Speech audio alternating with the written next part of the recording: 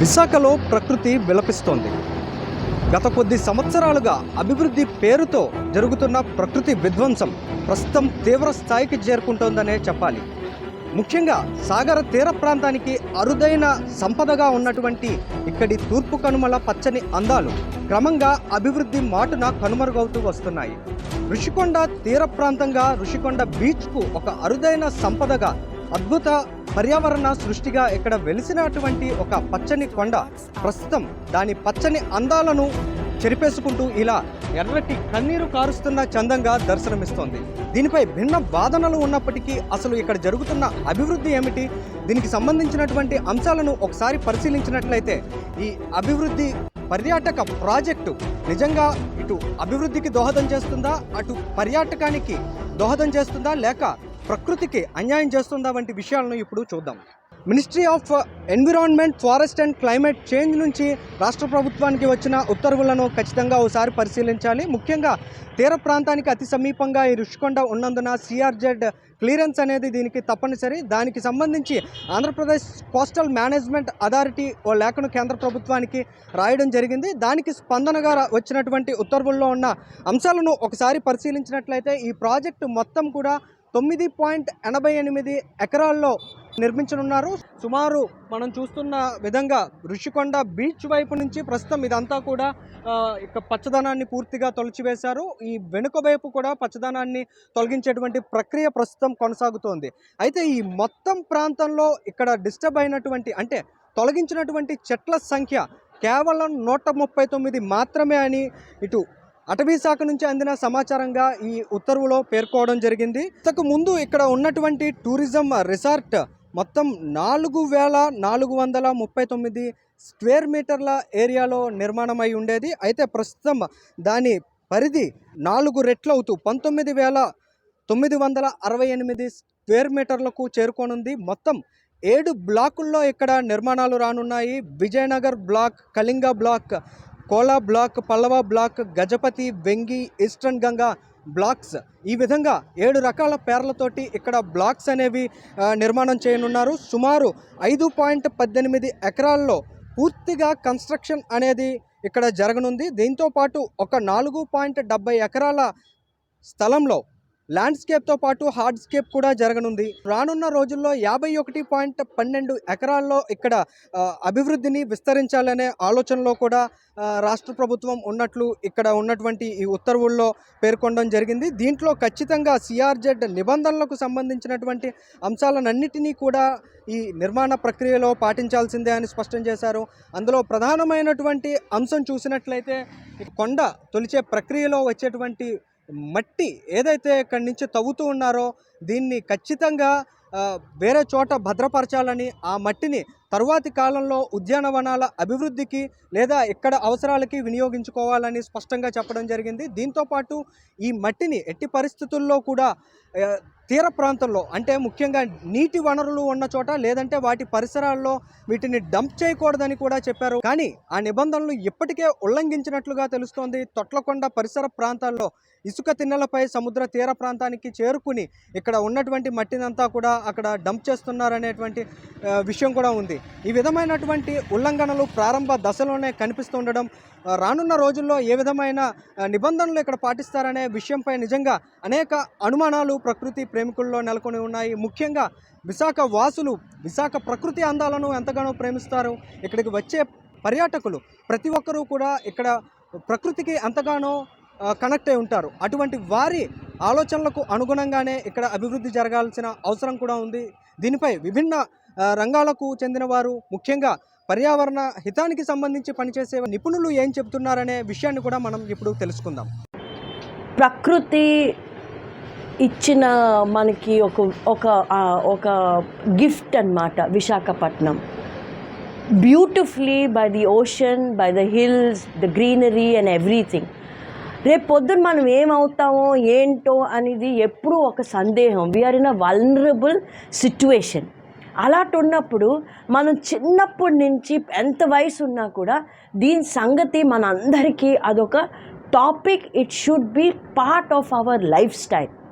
ఎందుకంటే మనం ఉండిందే సముద్రం పక్కన, మనం ఉండిందే కొండల పక్కన, ఉన్నప్పుడు ఈ వల్నరబిలిటీ ఈ ఈ ఈ దగ్గర ఉన్నప్పుడుది ఇప్పుడు నాకు ఆరోగ్యం బాగలేదంటే నేనేదో మందు వేసుకోవాలి, నేనేదో చూసుకోవాలి, నా కోసం నేను కాపాడాలన్నట్టుగా ఎంత జాగ్రత్తగా చూసుకుంటాం.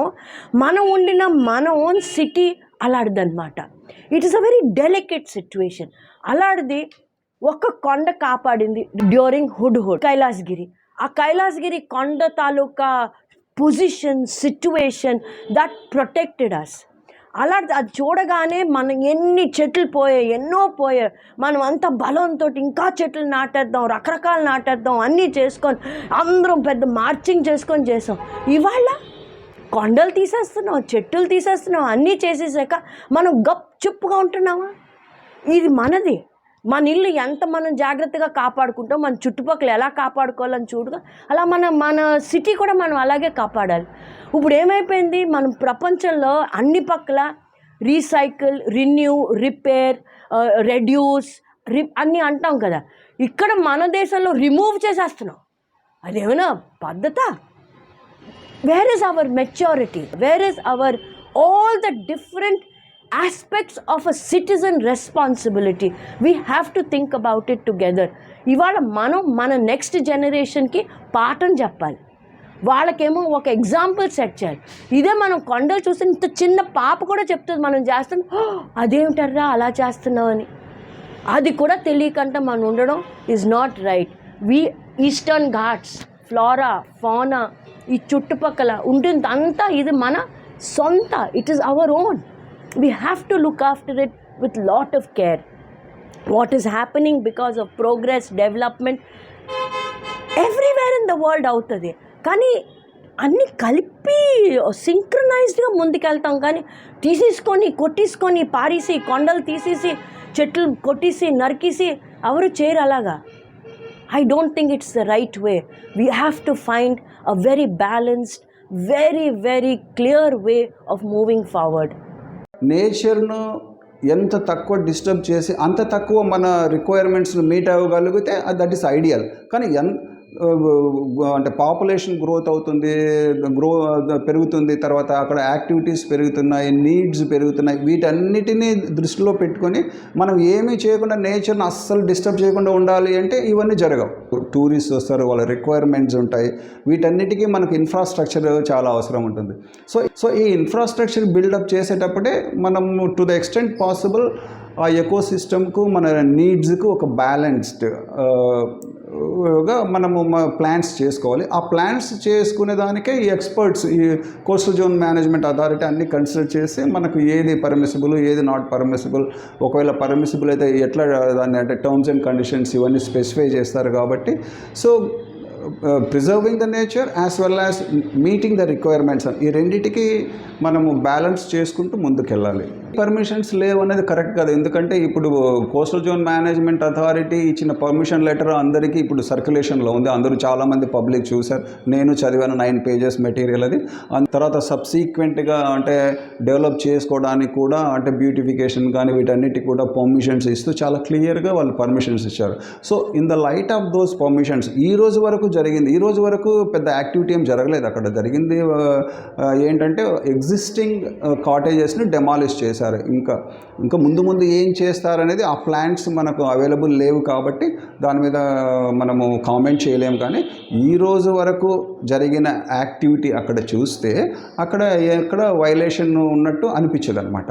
దట్స్ వాట్ అంటే మేము ఇంటాక్ తరపున మేము వెళ్ళి చూసిన టీమ్ అబ్జర్వేషన్స్ ప్రకారం అక్కడ ఏంటంటేనండి మొత్తం ఋషికొండ చుట్టూ అంతా మేము తిరిగామండి. అదంతా ఇప్పుడు జరుగుతున్నది ఏంటంటే వెస్ట్ సైడ్ అంటే ల్యాండ్ వర్డ్ సైడ్ మనకి ఎగ్జిస్టింగ్ రోడ్ దగ్గర ఆ రోడ్డును వాళ్ళు వైడెన్ చేస్తున్నారు. ఎందుకంటే మేము అర్థం చేసుకుంది ఏంటంటే Vizag to Bheemili, Bheemili to Bhogapuram 6 lane road already approve అయిపోయింది as per the master plans. So ఇక్కడ ఎక్కడైతే నెసెసిటీ ఉందో అక్కడ రోడ్ వైడెన్ చేస్తున్నారు. ఇన్సిడెంటల్గా మనకు ఈ రిషికంఠ దగ్గర కూడా వైడెన్ చేసే అవసరం వచ్చింది. సో టు దట్ ఎక్స్టెంట్ వాళ్ళు వైడెన్ చేస్తున్నారు. సో అక్కడ ఎక్స్కవేషన్ జరిగిందండి. ఇక్కడ నుంచి తీసుకెళ్ళిన మెటీరియల్ బీచ్ అంటే శాండ్స్ మీద వేస్తున్నారు. దానివల్ల ఫ్యూచర్లో ఆ బీచ్ ఎన్వైరన్మెంట్ తర్వాత బీచ్ ఎకోసిస్టమ్ కూడా పాడైపోతుంది అనేవి ఉన్నాయండి.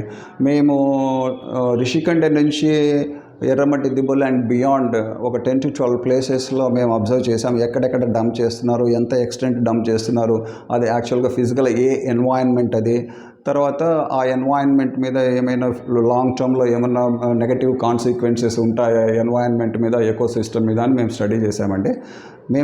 మా అబ్జర్వేషన్స్ ప్రకారము వీళ్ళు లో లైన్ అంటే ఎగ్జిస్టింగ్ రోడ్డు పక్కన ఉన్నటువంటి అడ్జసెంట్ ఏరియాలో ఉన్నటువంటి లో లయింగ్ ఏరియాలో అంతా ఫిల్ చేస్తున్నారండి. ఈ లో లయింగ్ ఏరియా అనేది బీచ్ శాండీ సిస్టమ్కు చాలా వెనక వైపు ఉందన్నమాట. సో ఎక్కడ కూడా బీచ్ శాండ్స్ మీద ఈ డంప్డ్ మెటీరియల్ వేయాల్సిన యాక్చువల్గా అవసరం కూడా లేదు. ఎందుకంటే రోడ్ ఎక్స్టెన్షన్ పర్పస్ కోసం కావాల్సినటువంటి విడ్త్తో మనం చూస్తే అక్కడి నుంచి బీచ్ సిస్టము, బీచ్ శాండ్స్ దూరంలో ఉన్నాయి. మనకు కోస్టల్ ఏరియాస్లో మనకు శాండ్ డ్యూన్స్ అనేవి మనకు ఇన్ కేస్ ఆఫ్ అంటే సైక్లోన్స్, స్టార్మ్స్ ఇలాంటి కండిషన్స్లో అవి ఒక న్యాచురల్ ప్రొటెక్టివ్ బ్యారియర్స్. ఆ ప్రొటెక్టివ్ బ్యారియర్ వెనక ఇలాగా మనం అంటే ఈ లో లయింగ్ ఏరియాస్ అన్ని ఫిల్ చేసి దాన్ని స్టెబిలైజ్ చేసి ఒక మంచి రోడ్ సిస్టమ్ ఇవన్నీ డెవలప్ చేస్తే యాక్చువల్గా అది హెల్ప్ చేస్తుంది మనకు లాంగ్ టర్మ్లో ప్రొటెక్షన్ కోసం. Vizag is completely hilly territory కదండి, హిల్లీ ఏరియా. మన ఇప్పుడు ఛానల్ మన అటు సైడ్ ఎరడా ఉంది, దాని తర్వాత ఇట్స్ నార్త్ సైడ్కి వెళ్తే చాలా కొండలు ఉన్నాయి. అన్నీ చిన్న కొండలు అనుకోండి, కొన్ని పెద్ద కొండలు కూడా ఉన్నాయి. మోస్ట్లీ కొండలు అంతా 1000 feet కంటే ఎక్కువ ఉండదు హైట్. కానీ దాంట్లో బయోడైవర్సిటీ చాలా ఉన్నాయి ఈ కొండలో. మీరు ఎక్కడ వెళ్ళి చూస్తే పక్షులు, యానిమల్స్ చాలా ఉన్నాయి. At least 15-20 varieties of birds, 15-20 varieties of animals కనిపిస్తాయి అక్కడ ఏ రోజు వెళ్ళినా. నైట్లో మళ్ళీ నొక్టర్నల్ క్రీచర్స్ చాలా ఉంటాయి. ఇప్పుడు వైజాగ్లోనే అది ఒక ట్రెజర్ అన్నమాట. మనం అన్నీ ఇప్పుడు అర్బనైజేషన్ చేసేస్తే అది పోతాయి, మనకి ఎప్పుడు ఉండదు. మళ్ళీ ఎక్కడ వెళ్ళాలో చూడడానికి మనకు తెలియదు, కానీ మన దగ్గర ఉండదు అలాంటి ఇంత బయోడైవర్సిటీ. సో బయోడైవర్సిటీ ప్రొటెక్ట్ చేయాలి. ఒక 20 years బ్యాక్ మనం ఒక జియో వచ్చిందనమాట, హిల్ టాప్స్లోని ఏం కన్స్ట్రక్షన్ చేయకూడదు అని. కానీ 1 or 2 years తర్వాత కమర్షియల్ ప్రెషర్ ద్వారా అది రివర్స్ చేస్తారు ఆ జియోస్.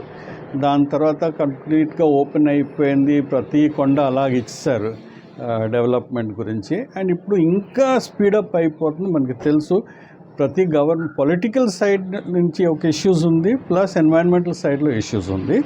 Political pressure and city development చేయాలని ఇంత ప్రెషర్ ఉంటే ప్రతి కొండ మీదని కళ్ళు పడుతుంది అండ్ అది అర్బనైజ్ చేయాలని అనుకుంటారు. డెవలప్మెంట్ పేరుతోటి ఈ ఏరియాస్ అంతా అర్బనైజ్ చేస్తే, మన కొండలు అర్బనైజ్ చేస్తే మనకి ఎంత నష్టం వస్తున్న తర్వాత మనం చెప్పలేము. అండ్ ఇప్పుడు అంటారు మనం డెవలప్ చేస్తే మనకి బిజినెస్ పెరుగుతాయి అంటారు. కానీ ఇంత ల్యాండ్ లో లయింగ్ ఏరియాస్లో ఇంత ల్యాండ్ ఉన్నప్పుడు మన అన్ని కోస్ట్లను వచ్చేసి ఇక్కడే డెవలప్ చేయడానికి ఏం రీజన్ లేదు. అలాగ ఉండకూడదు అసలు. ఋషికొండలోని ఇప్పుడు 139 trees కట్ చేసి దాన్ని డబుల్ ది ట్రీస్ ప్లాంట్ చేస్తాను అంటున్నారు. కానీ దాంట్లో చాలా ఇష్యూస్ ఉంది. ఋషికొండ ఇంత కోస్ట్ దగ్గర ఉంది, ఆ హిల్కి చాలా బ్యూటీ ఉంది. ఇప్పుడు ఎవరో ఆర్కిటెక్ట్, ఇంజనీర్ వచ్చేసి అక్కడ ప్రాజెక్ట్ ఏంటి, ఏపీటీడీసీ ప్రాజెక్ట్ అన్నీ ఇచ్చారు వాళ్ళు. సిఆర్జెడ్ అప్రూవల్ ఇచ్చింది ఎవరికి, ఏపీటీడీసీకి. ఇప్పుడు ఏపీటీడీసీ ఏం చేస్తుంది ఆ ప్రాజెక్టు మనకు తెలియదు. ఎక్కువ పెద్ద కన్స్ట్రక్షన్లో చాలా స్వీట్స్, మీటింగ్ రూము, ఒక బార్ అండ్ రెస్టారెంట్ అలాగ ఉన్నాయి. అంత hospitality industry type of work అవుతుంది. కానీ ఫైనల్గా దేనికి వాడతారో మనకు తెలియదు. నెక్స్ట్ పాయింట్ ఏంటంటే ఆ కొండకి ఇంత కటింగ్ చేయడానికి అవసరం లేదనుకుంటున్నాను నేను. ఎందుకంటే ఇప్పుడు ఆల్మోస్ట్ 20% ఎర్త్ రిమూవ్ చేస్తారు టాప్ సాయిల్. మళ్ళీ మీరు సిఆర్జెడ్ అప్రూవల్ చూస్తే ఆ అప్రూవల్లో క్లియర్గా రాసి ఉంది, ఏ టాప్ సాయిల్ తీసినా అక్కడి నుంచి ఆ కొండలోని ఆ ఏరియా లోపటే ఉండాలి, కానీ బయట తీసుకుని వెళ్ళడానికి వీలు లేదు. అది అప్రూవల్ అలాగుంది. పేజ్ 3 of 5లో మీరు చూస్తే చాలా క్లియర్గా అది రాసిచ్చారు. అండ్ ఇప్పుడు ఏం చేస్తున్నారంటే ఇప్పుడు లారీ లోడ్స్ ప్రతిరోజు ఒక 200-300 లోడ్స్ వెళ్ళి బీచ్లో పడేస్తున్నారు. అంతే. ఎవరో చెప్పవచ్చు అది బీచ్ కాదు, రోడ్ పక్కన పెడుతున్నారు, ఇది బీచ్ కాదు అని చెప్పుకోవచ్చు.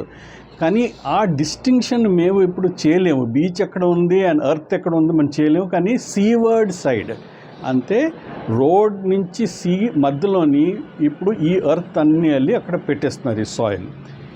కొండ డిప్లీట్ అయిపోతుంది, కొండ లుక్ పోతుంది. అక్కడ 139 trees నుంచి డబుల్ వెళ్ళి ప్లాంట్ చేసిన మనకు సరిపోదు. ఎందుకంటే ఆ ట్రీస్ గ్రో చేయడానికి మళ్ళీ టైం పడుతుంది. మళ్ళీ ఆ చెట్లు ఎక్కడ పెట్టారో మనకు తెలియదు. ఇప్పుడు ఆ కొండ నుంచి తీసేసి చెట్లు ఇంకెక్కడో చోట్ల పెట్టాలంటే ఆ కొండల బ్యూటీ కంప్లీట్గా పోతుంది. అండ్ వాళ్ళు క్లియర్గా చెప్పలేదు, వాళ్ళు కాంపెన్సేటరీ ట్రీ ప్లాంటింగ్ అంటారు. కానీ అఫ్కోర్స్ మంచి ఇంజనీరింగ్ కంపెనీ ఉంటే, మంచి ల్యాండ్స్కేపర్స్ ఉంటే ఏరియాకి డెవలప్ చేస్తారు, ట్రీ ప్లాంటింగ్ చేస్తారు, లుక్ రావచ్చు. కానీ అది కంప్లీట్లీ ఆర్టిఫిషియల్ లుక్. అది artificial to a great extent.